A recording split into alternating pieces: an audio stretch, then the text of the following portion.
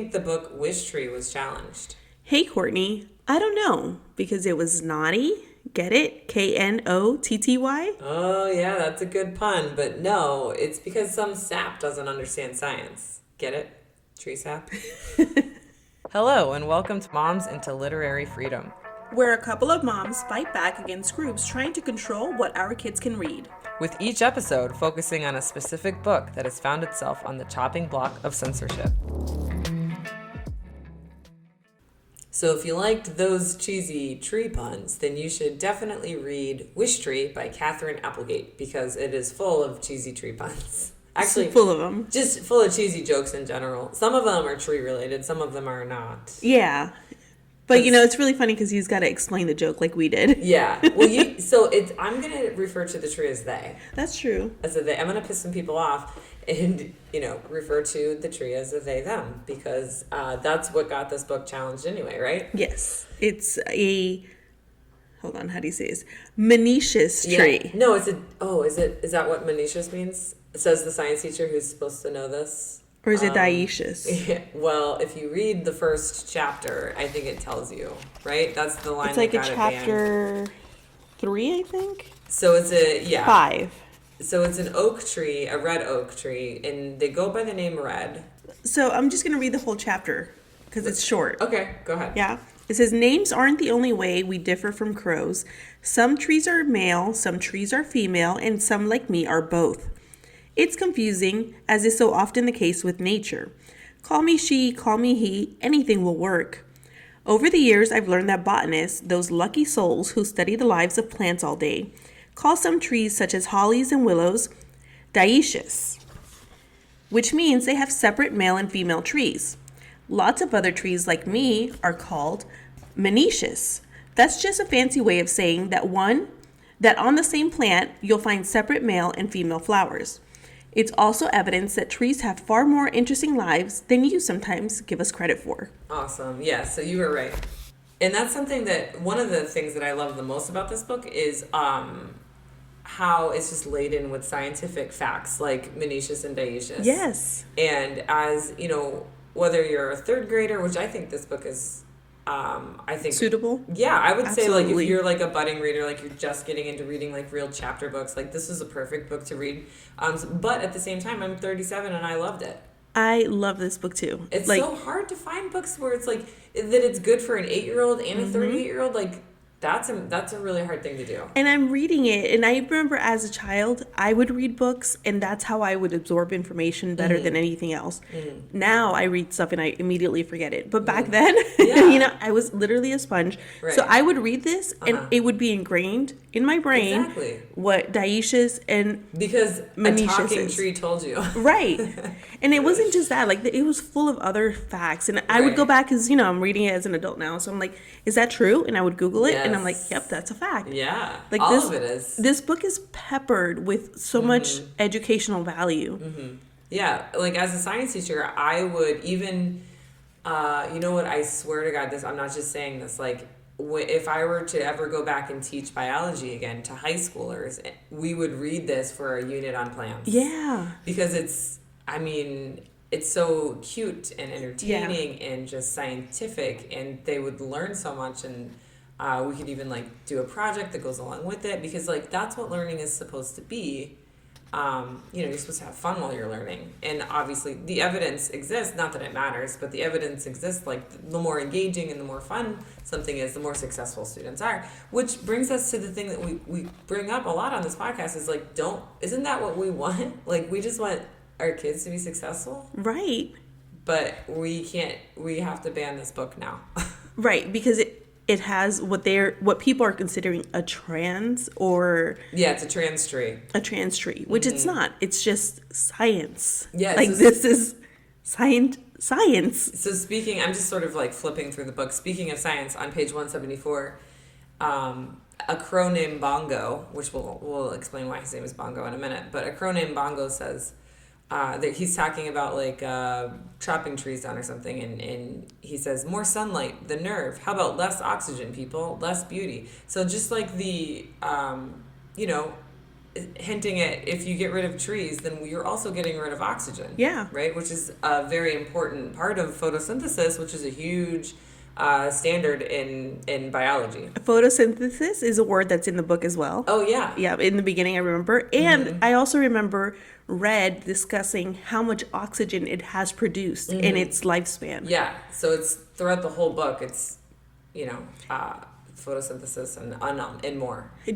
I also thought it was like really interesting when it talked about the animals that live in the tree, right? So Red hosts or has tenants, which are some owls, some raccoons. It's had squirrels in the past, opossums. Is it possums or opossums? Do you say the O? I have no idea. I've always wondered that my whole life. Right. Maybe I know there's possums without the O, and that's in Australia, right? Oh, maybe it's. And then we have opossums here, but we just call them possums. Maybe. All right, we'll have to Google that to figure that out. I love all their names. So you said there's squirrels, right? But they moved out. I think squirrels used to be in there, but they're not currently living there. There was one named Squibbles. Because Squiggles. All squirrel names begin with the letters SQU. Yeah, I thought that was really cute. Yeah. And owls, they all have very sensible names. Yeah. Like Wendy or Margaret. Very human names. Harold is the baby owlet. Yeah. And then it's I think the skunks. The skunks smell good smells. They're named after good smells. Their favorite foods, so like fresh baked bread is one of them. And then the crows are named after noises. Yes. That's why bongo is bongo. Oh yes. And then this one cracked me up. It's the possums were named after things they're afraid of. Oh yeah, like so one is like spiders. Yeah, and the other one's called Flashlight. Oh, Flashlight. But you can't call him Flashlight. You just call him Flash. Because if you call him Flashlight, he gets scared. Yes. Which comes up later in the book when they're trying to make him play dead. Yes. It's just such a cute book. But while they're talking about these animals, they give also really interesting information. So like. They talk about a group of hummingbirds are called a charm. I didn't know that. Yeah. And you know what? I just did a whole unit on collective nouns for animals. There's a lawnmower in the back. I don't think the mic is picking it up, but if it is, then that's... We're sorry. We're sorry. But so I just did a whole project for a second grade class on collective nouns, and so it was like troop of gorillas, murder of crows, what are giraffes called? I don't remember. A tower of giraffes. So is that what they're called? Yeah. That's funny. Oh, a tuxedo of penguins. Like, all kinds of hilarious collective nouns. But I never knew that a group of hummingbirds was called a charm. Yeah. Until I read this book. So, you should read more books because you'll learn things. It was so interesting, the things that they brought up. They brought up cultural things. Oh, yeah. Because the whole wish tree and the tradition of tying rags with your wishes, which that's what this red oak was. You attach it to the tree. You say your wish and you attach it to the tree. And that came from where? Ireland. Okay. And they're called raggy trees. Oh, because of the rags?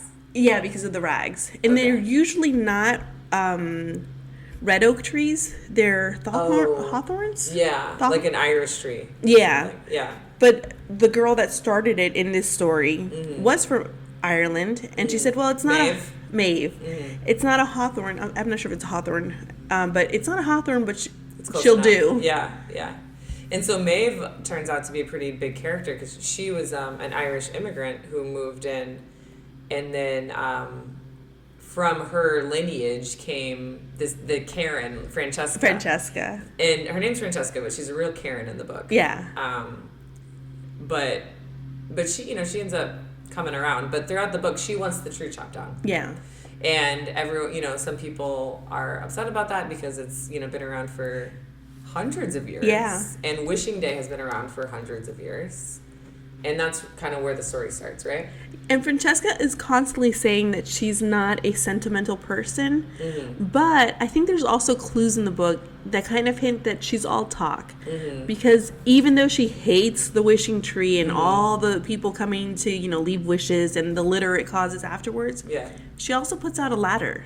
Oh. So that people can hang their... I never thought about that. That's true. So I'm like, that's something, if you didn't like the tree and you didn't like the tradition, why would you do that? So she's the landlord, and there's these two houses that are right next to the tree, and she owns both those houses. Like, Yeah. she grew up in one of them. Her grandmother lived in one of them, and great grandmother before, and all that. And now she lives across the street. Yeah, so she owns like all the houses, and so she's the landlord, right? So you've got two families in each house, and so one of the families is just I'm assuming it's a white family. I think so. Yeah.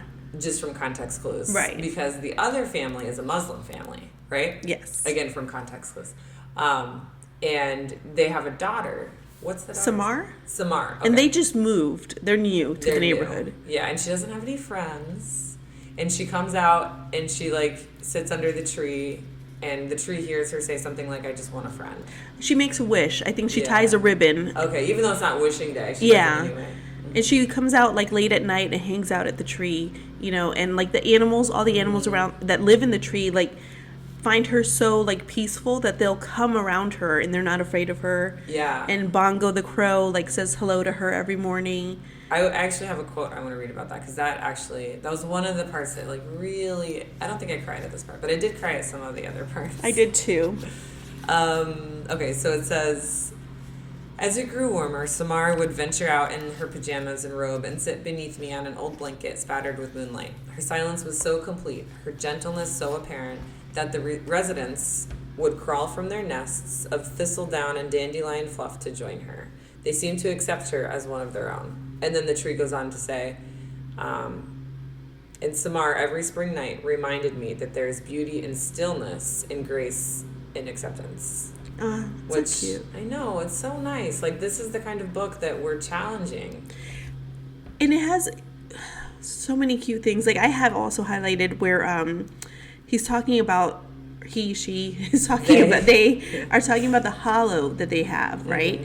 And how that was from an injury, right? That's how the tree has this hollow. Yeah. And just how even like bad things can turn out to be good. So it's an important life lesson. Yeah. That a young reader can be like, oh, I never thought of it that way. Right. Something good can come of it. Right. So when he says hollows are proof that something bad can become something good with enough time and care and hope. Oh, I love that. And I thought that was really like, I think that's something that a kid could read and just feel like they might comforted even think, they might even, not that this book is,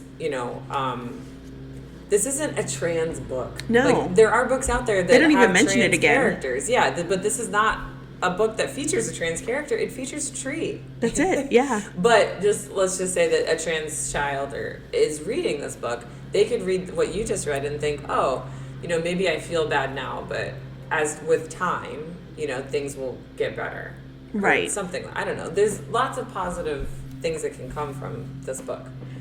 And you know what? It's just as much about trees as it is about crows.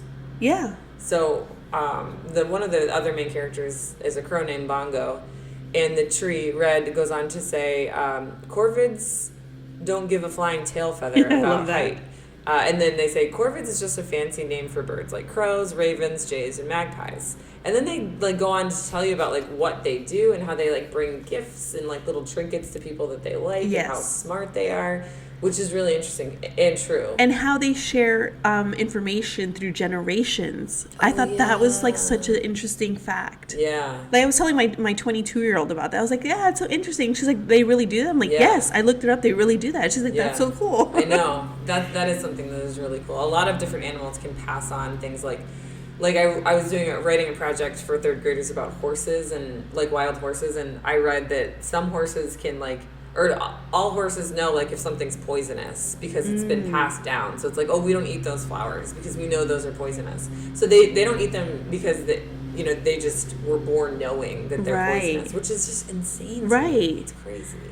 That it's pretty amazing what these animals can do.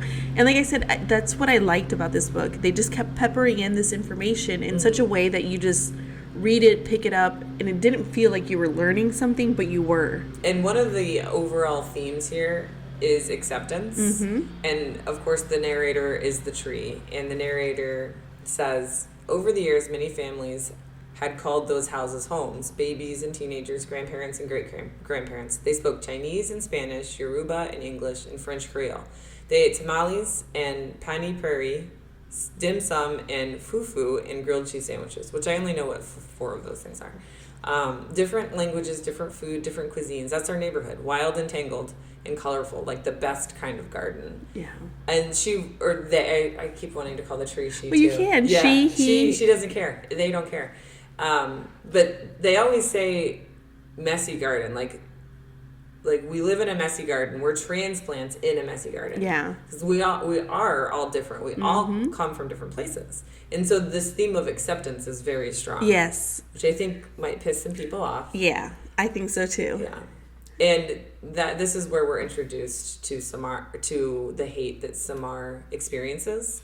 Because the tree goes on to say, except that this time something changed. The air was uneasy. The parents in the greenhouse, which are the white family, refused to welcome the new family. There were polite nods between the adults at first, but then even those vanished. Oh, so they do specify that it was a white family. Well, they specify that they don't want to welcome because then they go on to say someone threw eggs at the blue house. Because there's a greenhouse in the blue house, and Samar lives in the blue house.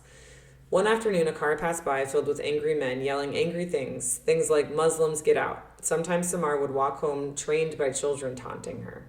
So we know that Samar and her family live in the blue house and that they are Muslims and that people are being mean to them. Okay.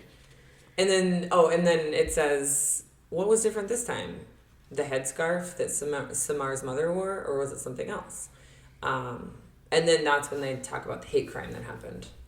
So, which is where they carved leave into the tree. Mm-hmm. Yeah. Mm-hmm. Which some people were, wondering, oh, leave as in leaves on a tree? Yeah, that's what my optimistic or naive self right. Like, oh yeah, they just forgot the S. And no, it was aimed. Yeah. But and like you were saying how Francesca left out the ladder and she's not as mean as she portrays herself to be. She's the one that called the police. After that happened. Yeah. She wasn't just oh, people are because a lot of people would just be like, people are mean and then just move on. Or if it were me, I probably would have just added an S. Right. But Francesca, the landlord, called the police and was like, this is a hate crime. Yeah. And she had her cats with her, Lewis and Clark, and they were on leashes, I guess. Yes. Because apparently if they are on leashes, they climb up the tree and then they get stuck. Yeah. So they have to be on leashes. But she's the kind of lady that walks her cats on leashes. And then says she's like, oh, this tree's nothing but trouble. We just need to chop it down. Yeah, she just always blames everything on the tree. Mm-hmm. But I think, like I said, I think she's blaming the tree, but she doesn't really mean it. Yeah, she's upset that she doesn't want Samar's family to be threatened like that. She doesn't say that, but I can tell, just by the fact that she called it a hate crime and she, had the police come. Yeah. And, another thing that I found interesting about the book, okay, if you want to talk about the tree being trans and, indoctrinating that into children, again, that was the one chapter I read earlier. That's the only time it's mentioned. Yeah. And it's literally just a scientific fact, which is, again, peppered throughout the entire book. Yeah. Scientific facts, not anything about a book. You know what? I feel like it makes people feel uncomfortable because they're like, well, if animals and plants can be, quote, trans, then it makes a hell of a lot more sense for people to be trans because it is a natural thing and people are saying it's unnatural. So that just sort of debunks their whole unnatural argument. Right. But even if that's what the argument they're using, later on in the book, Red talks about her, sometimes she sees Bongo flying and wishes she could soar that way. Mm. But then there's also the self-acceptance of who you are. Yeah. So that contradicts trying to push a trans narrative on someone of wanting to change you. Yeah. Because she says, watching Bongo soar, I considered, not for the first time, my rambling roots. What would it be like to fly, to burrow, to swim, to gallop? Delightful, no doubt. Sheer joy. And yet, I wouldn't trade a single rootlet for any of it. It's a great gift indeed to love who you are. Exactly. Oh, I love that. Yeah. So, if you're going to say that it's promoting children to be trans, you can't discount this quote either, where it's just saying, love yourself as you are. Yeah. Which could be trans, Right. Obviously, but it's not saying... But it's not promoting anything. The way that like Fox News and the extreme right have twisted things is they want us to, or people who watch Fox News or whatever, to believe that like us, Democrats, liberals, woke leftists, whatever we are, I don't know what we are, but whatever we are, we're evil, and we want all the kids to be trans, which couldn't be further from the truth. Right. It's exactly what you just read in that book, is that, you know, we want you to be who you are, and we want you to be happy exactly being who you are. Whatever that may be. And we don't want you to be scared to say who you are. Exactly. And we don't, So, but I mean, we could poke holes in Fox News arguments all day, but we have to get back to this book. You know what the raccoons are named? The raccoons are named after, oh my God. You know why? You can't remember? Oh, you. Yeah. You, and you. You can't remember because raccoon mothers are notoriously forgetful. So they just named them you, and you. I should have known that because I was like, I relate to that so much like with my kids. Every mother of more than 2 kids is like, I don't know what your name is. Just do what I said. I'll call them every name except theirs. And I'm finally like, I'm talking to you. That's true. I remember I used to get really mad at my mom for mixing up my names. You know, like calling my sister's name for me. And now I get it. Yeah, so. I totally get it. I get it. But this is, and then we get introduced to Stephen, who is the son of the family in the greenhouse. So they don't say that he's white, but he's not Muslim. Right. And so we're making an assumption that he's someone who,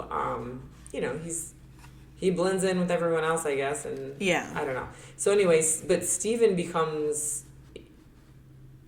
they don't become friends, but like they share some moments, Stephen and Samar, right? Yeah. And then Red and Bongo kind of pick up on this. Well, Red picks up on it. Bongo wants nothing to do with it. But Red is like, oh, Samar wants a friend. Stephen seems nice. Let's try and make them become friends. Yes. And I think we haven't mentioned this, but the whole premise of the book is that these animals and the trees can talk. That's just like they can talk. Mm-hmm. They just don't. Oh, yeah. So, like, it's like a secret. Yes. Mm-hmm. So this whole time, they've been able to communicate with us, but they just don't. Mm-hmm. Which I thought was funny. Yeah, so then Bongo and Red start talking about, like, oh, we got to get them, poor Samar, she needs a friend. Let's crack a plan. And then Red is like, well, how does friendship happen? Asking Bongo. And Bongo doesn't really know. But Bongo says, the world is a tough place. It doesn't matter if you're a bunny or a lizard or a kid. Which is true. The world is a tough place. But that doesn't stop Red from trying to get them to become friends. Because she just wants Samar to be happy. Yeah. And Bongo doesn't really love that Red has taken an interest kind of in like meddling. So what he calls her a Budinsky? A Budinsky, yeah. Which I've never, had you heard of that? No, before? I had to like look it up to see if it was an actual word. Is it a thing? It is. It's a person who habitually butts in. Oh, well that makes sense. I wonder if that's like a northern thing. It sounds like a northern thing. So I thought that was really funny. So he keeps telling him like, stop meddling, you don't need to meddle, like just let it happen. But I think he's feeling, Francesca has mentioned that she wants to get rid of Red. Mm-hmm. And so he feels like he's in denial. He doesn't want to talk about it. Yeah. And he wants to do something that matters before his time's up. The tree? The tree. Yeah.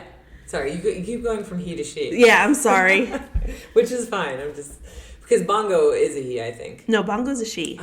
Okay. I know Bongo sounds like a very like masculine name. I don't know. In my head, like I just imagine it masculine, but no, it's girl. That's another. This book is really challenging those gender norms, right? That we were brought up, believing. So there's like 2 plans, right? But they fail. We don't have to go into the plans, right? But because it is kind of cute. It is cute. This whole book is cute. But they have 2 plans that fail miserably, right? Yes. And one of them involves the possum playing dead, flashlight. Yes. And they scream at him, play dead. And then finally, Bongo screams, flashlight. And then that actually makes him play dead? Yes. Is that what happened? He finally passes out and plays dead. Yeah. And then he can't get up in time. Yeah. Because the idea was for him to scurry back to the tree. Before the adults came out. Yeah. But now he's paralyzed on the floor. So that was funny. But that was one of the failed plans. And so the last plan, Bongo like brings something to Stephen's window. I think that was the second plan. But it gets him to come down to the tree. Wait, what was the second plan then? Oh, I don't remember. Oh, the homework. Bongo steals. And that didn't work. And it didn't work. Yeah. But then the final plan, whatever it was, yes, he went up to the window, tapped on the window, and then Steven saw Samar sitting under the tree. Yes. And so Steven's like, oh, I'm going to go give this to her or whatever, because it was Samar's, right? And then doesn't she just kind of give up the tree? She just gives up and she just starts talking to them? Yes. What does she say? So he gives her the ribbon, and he's going to head back inside, right? And so Red is like worried that it's not going to work. They're not going to make that connection. So he breaks the rule and he says, stay. Oh. And so like the animals gaped at me in astonishment. Even the youngest babies knew about the don't talk to people rule. Mm-hmm. And then once he started talking, she started talking, could not stop. Oh, so that's when we learned about Maeve, right? Is when the tree yes. starts. So what does the tree essentially say? So the tree goes back and it starts to recount when Red became a wish tree, because it wasn't always a wish tree. Mm-hmm. So it happened in 1848, and it's when like the first houses started coming, were built, and there were people who sailed on crowded boats to settle here. Maeve was one of them. And Maeve was one of them. She was 16 at the time. Her parents had already passed away, and her brother, who was 19 and traveling with her, passed away from a disease on the ship. So she was all alone. Yeah. So she was living in that house, in Samar's house, I believe, mm-hmm. With like 4 other immigrants, mm-hmm. and they were working, and she just had a knack for taking care of people. Mm-hmm. So people started like visiting her who couldn't afford doctors, and she just was able to care for them. Like, she was just so caring, and she would learn how to care. So she basically like the medicine woman of the town. Yeah. It says people brought her their sick piglets and their lame horses, their coughing children and fretful babies. So all of them. Yeah. Pigs to babies. And so the hollow that Red had mm-hmm. became useful because it faced the house, and people would leave like donations for her, like a thank you. Yeah, like bread. Or just a thank you note. Like a journal for her to start writing in. So they left the journal with a key, and that's the same key that later we find out. Oh, because Bongo found this key. Her mom. I think she got it from her mom. Who did? Bongo's mom. Oh, Bongo's mom. Yeah. Yeah, so the key has been in the Crow family generations. Yes. And then Bongo ends up giving the key to Samar because Bongo loves Samar. And it's just like a gift, which is scientifically accurate. Like crows, if they like you, they will bring you gifts, which is just so cute. And I'm going to make some crow friends. I've been dying. They like peanuts. Every time. I know. Me and my kids run out with peanuts all the time. Like, oh, I know. Here. And I still haven't made crow friends. I have a funny crow story. So I visit my in-laws at this pool. Sometimes they come and stay at this like condo that has a pool. And the crows there are crazy. And they don't like you, right? But they know you have food. So I'm sitting there with my bag. And it has like, those Ritz like peanut butter crackers? Like they come in a pack of 8. Oh, yeah. So it's completely closed, like not an open container or package. This crow swoops down into my backpack and grabs the entire peanut butter cracker. It's like, it was really heavy, and it flew away with it, the whole thing. Well, Bongo does this throughout the story, too. Yeah. He goes to the school nearby, and he's learned to say, chips, please. Oh, yeah. And he makes the kids give him chips. That's right. So, yeah, it's very it's true. Because sometimes you're like, well, this is a book about talking animals, so it can't be true. But everything besides the talking animals is true. Absolutely. I mean, at the beach all the time, the crows will go there. Yeah. And they'll see when, like, the beachgoer is not near their stash. Yeah. And they come and they start, like, pulling the chip bags out. Yeah. And, I'll see them, like, two people down. Peanuts aren't the answer. It's chips. Chips. Maybe you should get some chips. Although chips are probably bad for them, but I know. Then you can switch it out for peanuts later. Yeah, I need to figure out how to make it happen because I'm on a hunt for a crow friend. I know. Then we'll put it on our TikTok. That's a good idea, actually.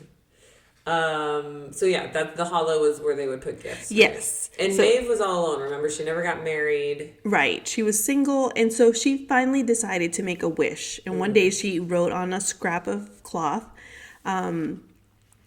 that she wanted, yes, her wish was that she wanted someone to love. And years passed by, and she was still single, and carrying on. And then one day, a woman came by and left a bundle in the hollow.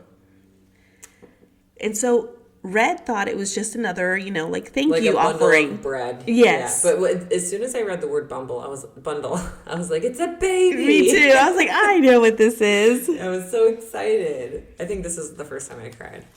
Is it? Yeah. Oh. Yeah. And then came the cry. Wail was more like it, coming from me. Not the meek peep of a wren chick. Not the shy squeak of a mouse pup. No. This was a cry of righteous indignation. This was a baby.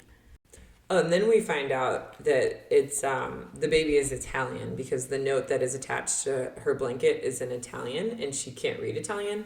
And so later one of her patients translated it to, please give her the care I cannot. I wish you both a life of love. Mm-mm. The baby's hair was black. Maeve's was red. The baby's eyes were brown. Maeve's were blue. The baby was Italian. Maeve was Irish. They were made for each other. Maeve named the baby Amadora, which meant in Italian, the gift of love. Oh, and then I drew little tear marks because I was like, this is where I'm like in the car with my kids. And I'm like, I bought this book at Once a Million, and then we're driving home, and I'm just like crying. Oh, I thought I was excited for her. Uh-huh. I was like, she's getting what she wanted. Mm-hmm. Yeah. I got emotional when I thought Red was going to get cut down. Oh, yeah, me too. And like Bongo was like... Oh, and Bongo was so wouldn't sad. leave. And yeah, that one really hit home for me. And I think that's just because I can read about like real people, in this case, Maeve and the baby. Mm-hmm. And obviously it touches me. But like put up a wall. You're calloused. You just like all of us. Yeah. But suddenly a tree being cut down. A talking tree. Or, Well, is that why I cried my eyes out at the new Bluey episode? Yes, things like that. Like the most random things will like really like break me. And this was one of them. Bluey. Like even I haven't watched Bluey because my kids are a little too old for it. But we watched it and my youngest was like, Mom, it's okay. I was like, it's not okay. I get what you're saying. Like the real things, like we just put up a wall, but these, that was one of Jennifer's many alarms. Gotta get kids soon. Okay, then let's get back to the story. We're good. Okay. Well, so speaking of, remember we talked about the theme of acceptance. I wrote a little note here when they were talking about how Amadora, the baby, and Maeve weren't totally accepted because it was an unmarried Irish woman raising an abandoned Italian baby. Yet here we are, and this is just something that I connected, was like, how can you be pro-life but also disapprove of families? And we see that now. Yeah, like how can you disapprove of two dads raising a baby, but you're pro-life? But you disapprove of like a woman who is going to die unless she has a abortion. Right. It just doesn't. And these are the same people. Like you can sit here and say, oh, they're not the same people. They are the same people. Yeah. And it just doesn't. There's children up for adoption, and they would rather the child stay in like a group home or an orphanage than have a gay couple adopt them. A loving family adopt. It's just horrible. But anyway. That in the story happens with Maeve and Amadora because they were slightly different, which is ridiculous. But Francesca ends up being Amadora's grandchild? Great-grandchild. Great-granddaughter. Okay. So Ama's grandson had a little girl. He chose a fine Italian name for her with a fine Irish middle name, Francesca Maeve. And this is when we find out that Francesca's great-great-grandmother was in the tree. Right. Right? Yeah. Okay. I was like trying to make sure I got it right. And the connection that she has to this tree. Yeah. So Francesca is connected whether she wants to be or not. And I think, that has a lot to do with her decision in the end. And this is what made also Red's reputation, like, of being a wish tree. Like, oh, look, Maeve's wish came true. Yeah. And so, like, that's where the tradition then started, where people would come and, like, leave their wishes as well. Because it came true. Yeah, that's what it says. Like, doesn't that mean anything's possible? And everyone needs to hope. Yeah. And hope is another huge theme in this book. But then, so going back to the key, doesn't Samar wear it around her neck? Yes. And then Francesca sees it and was like, "Where'd you get that key?" It's something like that, yeah. And then she's like, "Oh, it belonged to a journal or something." The key belongs to the journal. And then Stephen and Samar were like, they're trying to save the tree. Right, because she's already scheduled for someone to come and cut the tree down. And, like, their parents, the children's parents, are like, yeah, let's cut it down, you know. Yeah, we don't the care. kids, because remember, they know that the tree can talk. Yes. So they're like, do not kill this tree. Of course, we can't tell you that the tree talks, but we just don't want you to kill the tree. And so then they find out that there's a journal, and Francesca lets it slip that it's probably in the shed behind the house, which is convenient. Right. And so then they go and find it, right? Yeah. And then they use the key to unlock it. And they even ask for permission. Like, is it okay to find and she's it? like, I don't care. Do whatever you want. Right. So then I forgot what happens after that. They get it, and what do they, like, make Francesca read it? So they're going to cut down the tree that morning. The day after Wishing Day. Okay. Because all the animals always evacuate the tree on that day. Oh, yeah. Because there's so many people coming and going. Mm-hmm. And so she knows that. And so she's like, yeah, you can come. Because they were like, if there's animals in the tree, the people who are going to cut it down, they wouldn't do it. They wouldn't do it. So they're like, you know, we could wait till fall when they, you know, like leave to other places. Mm-hmm. And she's like, no, come on this day. Like, come tomorrow afternoon. Mm-hmm. The animals won't be there because they evacuate because of the wishing tree. Or a wishing day, I think that's what it's called. So they come, and, like, there's a big... Oh, this is important, too. So on the wishing day, Samar notices that the day before the wishing day, Samar notices that there's, like, a lot of kids, like, talking about her and, like, being secretive. And at first I was worried Stephen was being, like, a bully or something, and he was, like, talking about her. But, like, you could tell the author does a really good job at making you think Stephen's up to something. Right. And he is. He is. And she mentions to Stephen, like, I don't know, the kids are acting weird. She's like, you know, they always talk about me, but this felt different. So she even felt like this wasn't, like, the normal. Right. She's like, something's up. And he's like, yeah, I don't know. Maybe you're just imagining it. And so wishing day comes, and everyone starts showing up with their wishes. And suddenly a bunch of kids from the school, the principal, teachers show up, and they all have a index card with a ribbon tied to it. Oh, I'm going to start crying. Shit. I'm sorry. I didn't mean to curse. Just remembering it. And as they put the notes on the tree, it said the word stay on it. Oh. Here, I have it right here. It says, within an hour, I was covered with the word stay. Extra wishes lay on the ground beneath me, piled like blossoms. Wishes made their way onto the porches, the railings, the sidewalk. After 216 rings, which is another... Oh, your makeup, it's okay. It still looks good. I thought I'd seen it all, because she's 216 years old. Turns out you're never too old to be surprised. Soon it became clear that the stay wishes had been Stephen's idea. With the help of his teacher, Stephen's whole class had secretly worked much of the previous school day making the index cards. Word spread quickly about the project. Before long, the whole school had joined in. So this was your idea, Samar asked Stephen. I had a lot of help, he said. It's a miracle we kept it a secret from you. And, of course, I'm ugly crying at this point. Right. Like, I think we had already gotten home at this point, and everyone went inside, and I just stayed in the car to keep reading the book. But yeah, this was, and they want to challenge this book. Right. Like, talk about acceptance. Like, that is the whole theme of the book. Like, let's ban a book that, and there's nothing wrong with this book at all. And it's just pro-acceptance. It's pro-kindness. Right. Like, why? What is wrong with that? Yeah. And it's so frustrating. Yeah. And then I have to wonder, did they finish reading the book? No. Did they even try? I mean, if they did, they're evil. Yes. I'm sorry, but that's absolutely what they are. There's over 50 chapters in this book, and they're hung up over chapter 5. Right. Which was a page and a half. I have to say, if they didn't finish reading this book, then they are evil. But I will give them the benefit of the doubt and just say that they're bored and they have nothing else to do, and all they heard was there was a trans tree and they were going to ban it. Because if they read this whole book and were not evil, they would not try and challenge this book. And I don't think we discussed in detail. This book, like you were saying, was a part of a one read. Yes. And the whole school was reading yes. it. With their parents, too. Right. It was like a community event. A one read is just where, like, a large group gets together and they all read the same book. Like and a big book club. Like a big book club, exactly. And so that's probably what got... Because it's such a great book. Of course this should be a one-read book. But that's probably what got, these mad Brads and Chads all worked up, right? And obviously. Didn't he say it wasn't even a parent that challenged it? It was just someone who lived in the community?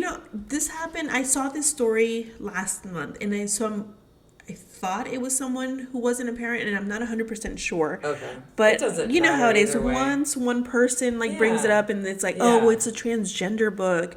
It's grooming kids. Then a bunch of other Karens show up, and they're who didn't read the book, and start making the same complaint. So they had to cancel the one read. Which again, why cancel the whole thing? Don't read the book. And these are the same people that are complaining about cancel culture. Right. It's like we're not. They're like, oh, we're trying. Did you see the drama with J.K. Rowling, Emma Watson, and Daniel Radcliffe? So they're trying to cancel, so they're trying to say the people who are on J.K. Rowling's side. I guess if you're gonna take sides, which whatever, the people on her side, which she calls herself as something exclusionary feminist, trans exclusionary feminist. Yes. That's what she calls herself. So the TERFs are like, stop trying to cancel J.K. Rowling. It's like cancel culture is real and it's terrible and we shouldn't have cancel culture. It's like, we're not trying to cancel J.K. Rowling. We're just calling her out for the things she says. If you say hateful things, you're going to be called out on them. It's not cancel culture. So Emma Watson and Harry Potter. Daniel Radcliffe. Yeah, Hermione and Harry have said, don't let the author's trans hate, turn you off from the story. We hope that, the story, you can still, find joy in this story. Because, here we are, the two big stars of the movie. Sorry, Ron. I don't know where you are for this, but the two big stars of the movie, saying, hey, we want to support the trans community, right? That's not the article I read was, J.K. Rowling is, being verbally abused, which I'm show me the verbal abuse because I don't see it. What? No, it's probably on X or Twitter, whatever. But it wasn't people calling her out for being transphobic. Calling someone out is not the same as verbal abuse, right? But you know what was hilarious about the article? All of the Harry Potter stars that came to J.K. Rowling's rescue. Yeah. You want to hear who they were? Voldemort, Slughorn, Horace Slughorn. Do you know Harry Potter? Yes. Okay. So those of you that don't understand Harry Potter, I'm sorry. But it was Voldemort, who was evil, Horace Slughorn, and Bellatrix Lestrange. Those were the three actors, right? I don't know their real names because, sorry, you're nobody. But, and I mean that because you are not supporting the trans community. Right. But Bellatrix, I'm kind of surprised about. Well, I don't know who she is as an actor, but she's a Slytherin in the book, so it makes sense. Yeah. No, she's pretty, big, she's really close friends with, Johnny Depp. I don't know. Yeah, and they've done a lot of movies together. I can't think of her name. I read was protecting J.K. Rowling. Huh. It was she's a big girl. If she's gonna say this, hurtful stuff about human beings, then she's gonna suffer the consequences. Yeah. So I just thought that was funny because they were all Slytherins. I saw someone say the last thing I expected was from all the characters from J.K. Rowling's book for her to identify with Voldemort the most. Right.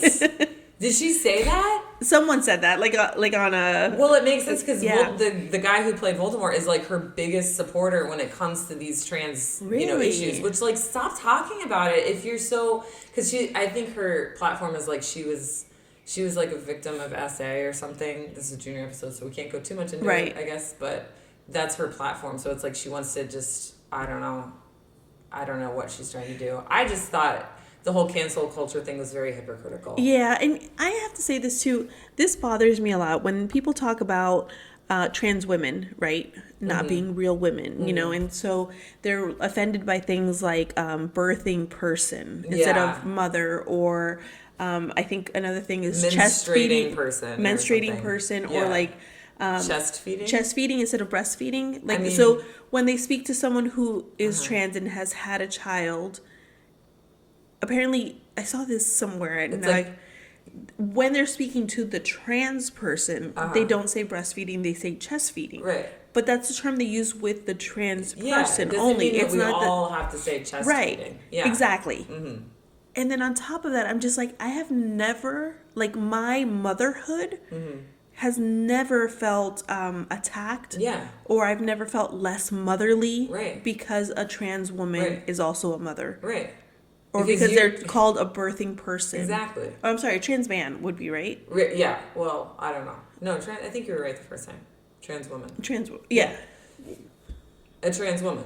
Okay. Yeah. I know. If you think about it too hard, it gets confusing. I know, it gets confusing. But either way, like, who I am is not threatened by who another person is. You're a well-adjusted person, you know, who has empathy. Yeah. And who's not a selfish person. And I just don't get it, you know? Like, this goes back also, I said this to a lot of people who were upset about Christianity and Easter and Transvisibility Day landing on the same day. It's the same thing. And I said, how does that take away from your Easter day? Holiday? Like, I literally said that to someone. I'm like, it doesn't at all, unless you are such a weak Christian that you feel attacked by that. And people just want to be mad about things. Yeah. I don't know why. I mean, there must be some psychological reason that, like, people have so much to deal with in their own lives that they don't want to focus on, like, improving themselves. They want to just criticize the easiest thing that they can. And it makes them feel good about themselves. It's just like when people put down people that they're jealous of. Yeah. It's like, oh, you know, she's prettier than me, so I'm going to find a reason to not like her. Right. And I'm going to bring her down. And that is going to make me feel better because I'm a weak person who doesn't know how to focus on my own you know, insecurities or whatever. Yeah. So, and these are the people that challenge these books. Yes.